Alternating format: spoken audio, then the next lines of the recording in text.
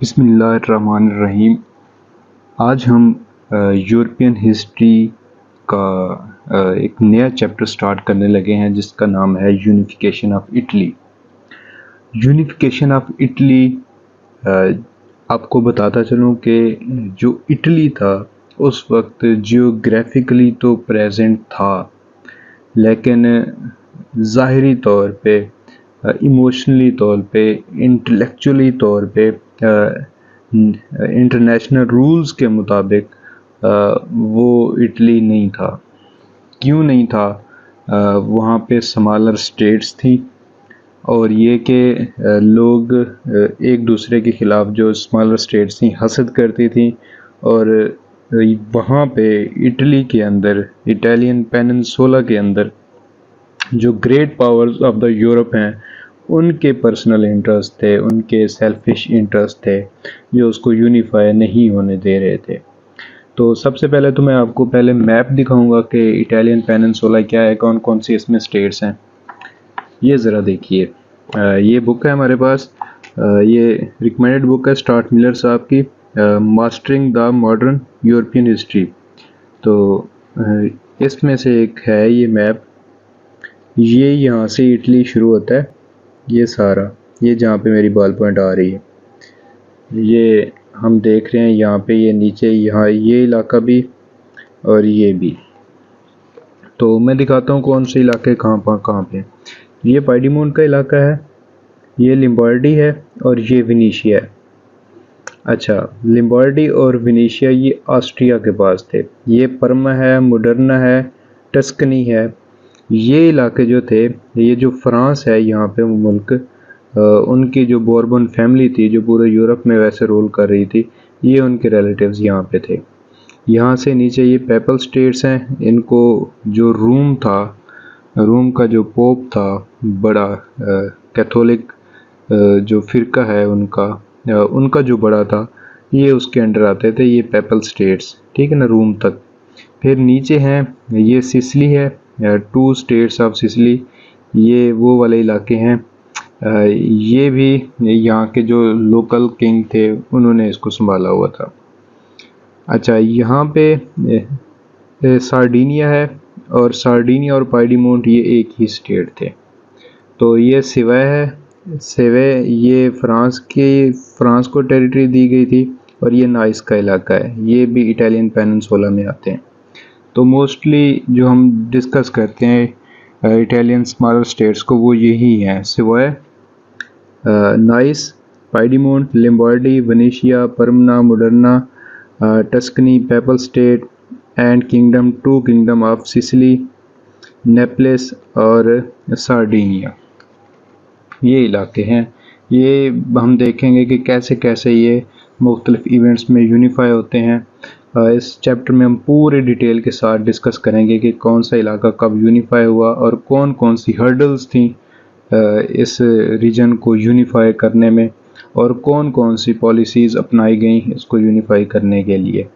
اور اس کے علاوہ مختلف جو ایونٹس ہوتے ہیں، کن کن پرسنالٹیز کا رول تھا اس میں، یہ سارا کچھ ہم ڈسکس کریں گے ڈیٹیل کے ساتھ۔ تو آئیں ہم اس کا چیپٹر 1 جو ہے یونیفیکیشن آف اٹلی کا، وہ سٹارٹ کرتے ہیں۔ یہاں پہ کیا ہے، ہم ایک تھارولی انٹروڈکشن دیکھیں گے۔ انٹروڈکشن میں ہم دیکھتے ہیں کہ ریسورجیمنٹو ہے، ریسورجیمنٹو، اس کا یہ اٹالین لینگویج ہے، یہ اٹالین لینگویج ہے جس کا مطلب ہے ریسرجنس موومنٹ۔ اچھا، آگے دیکھتے ہیں کہ یہ جو موومنٹ تھی یہ میزینی نے اور گیری بالڈی نے سٹارٹ کی تھی، لیکن وہ فیل ہو گئے تھے۔ لیکن جو کیور ہے اس نے اٹلی کو یونائٹڈ کیا under crown of Sardinia. Sardinia میں آپ کو دکھا چکا ہوں، پائیڈیمونٹ اور سارڈینیا ایک ہی اسٹیٹ کے 2 پارٹ ہیں۔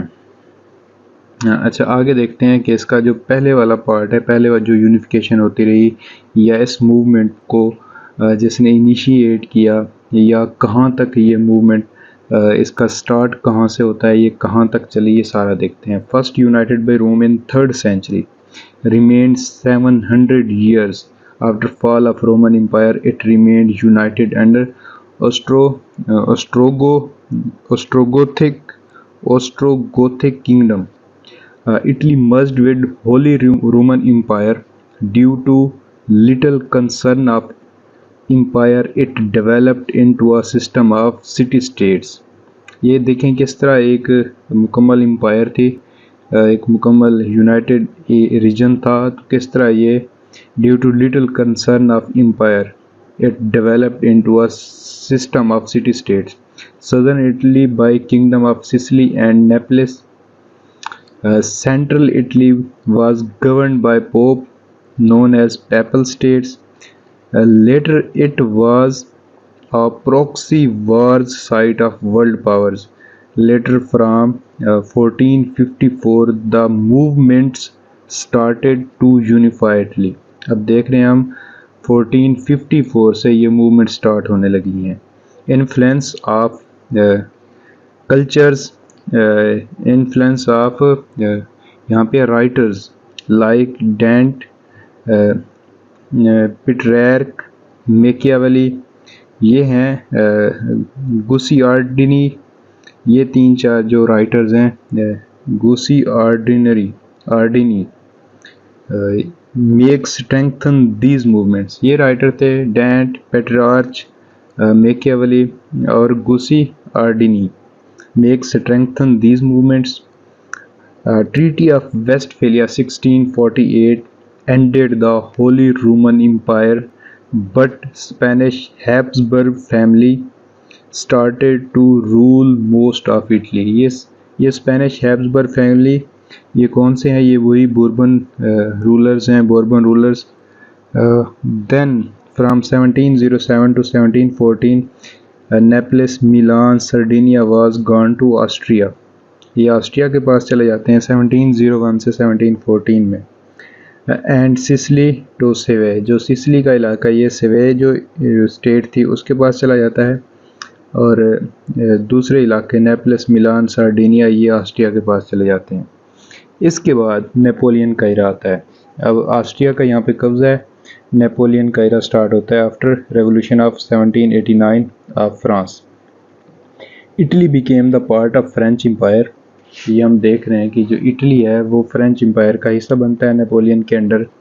Liberty, equality, fraternity and strengthen the people participation in politics, neo liberal ideas. کیونکہ فرینچ ریولوشن تھا تو ریولوشنری جو آئیڈیاز تھے وہ سارے یہاں پہ پروموٹ کیے گئے. اب دیکھتے ہیں پوسٹ نیپولینک اٹلی. 1815 کو جب نیپولین کو شکست ہوتی ہے تو کیا ہوتا ہے؟ وائسرائے آف اٹلی اینڈ مراد. پہلے دیکھ لیتے ہیں کہ مراد کے ساتھ کیا ہوتا ہے. اگینی بیٹل آف لوٹزن 1813 میں جب بیٹل آف لوٹزن ہوتی ہے. دین in battle of مینیکو until Napoleon ایبڈیکیٹڈ 1814. یہ جو مراد ہے اس کو ان اٹلی میں کنگ شپ ملتی ہے.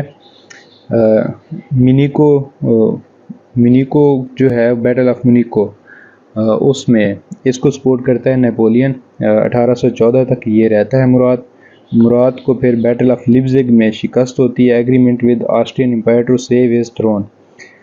لیکن یہ ایگریمنٹ کر لیتا ہے آسٹرین امپائر کے ساتھ اپنی اس کو وہ کرنے کے لیے، سیو کرنے کے لیے اپنی کنگ شپ کو.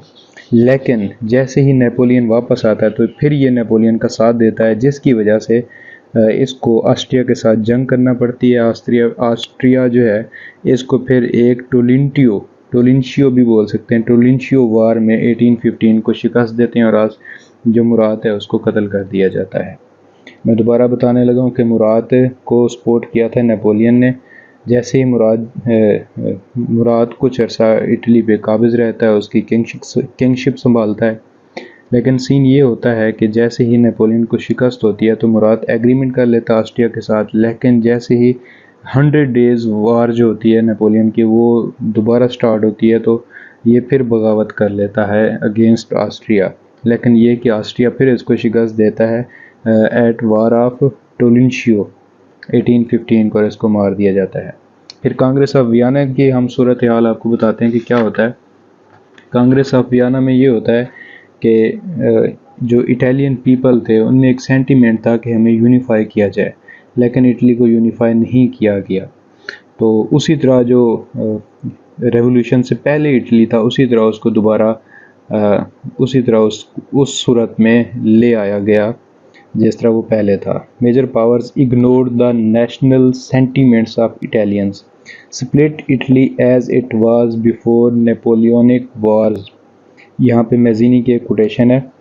In Italy, one stroke of pen has erased all our liberties, all our freedom and all our hopes. میزینی یہ کانگریس آف ویانا کے ایگریمنٹ کی بات کر رہا ہے کہ اس میں جو انہوں نے لکھ دیا اسی نے ہماری ساری لبرٹیز کو ختم کر دیا, ہماری فریڈم کو ختم کر دیا اور ہماری تمام امیدوں پہ پانی پھیر دیا. تو یہ تھا ہمارا چیپٹر 1 یونیفیکیشن آف اٹلی. 1815 تک دیکھ لیں, ہم نے کر لیا. اس کے جو اگلے سٹیپ ہوں گے وہ اس کے جو چیپٹر نمبر 2 ہے, پارٹ 2 ہے, اس میں کریں گے. تب تک کے لیے اللہ حافظ, اپنا خیال رکھیے گا.